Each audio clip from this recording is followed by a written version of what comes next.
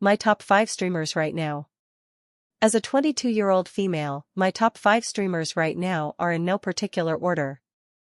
Marlon, Stable Ronaldo, Jason Thuin, Adapt, Joe Bartolozzi.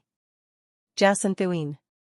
If I remember correctly, Jason was the first streamer I ever watched, or maybe it was Stable Ronaldo, I can't really remember.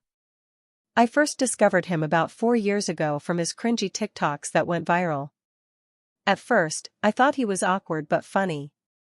A month, or maybe more than a year, later, I stumbled upon some clips of him with Eugen, and they were so wholesome.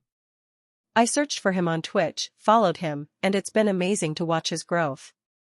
Back then, he averaged 1 to 2K viewers, and now he's grown so much, more confident and entertaining than ever. Stable Ronaldo. I can't remember if I started watching Ron a few weeks before or after discovering Jason, but it was around the same time, at the beginning of 2023, the so-called worst year of his career. He seemed a bit down at times, but he was always funny and entertaining. Like Jason, I first found Ron through TikTok edits featuring him and his ex. Watching him grow over the past 2 or 3 years has been incredible. Jason and Ron will always have a special place in my heart because I started watching them during a really difficult time in my life.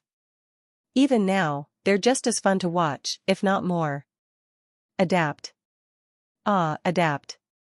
I've loved him since around 2015, when I was 11 or 12.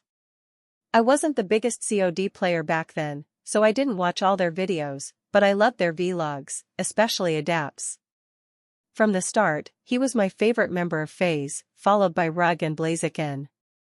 Adapt has this chill, approachable vibe that gives me warm, nostalgic feelings whenever I think about his old videos.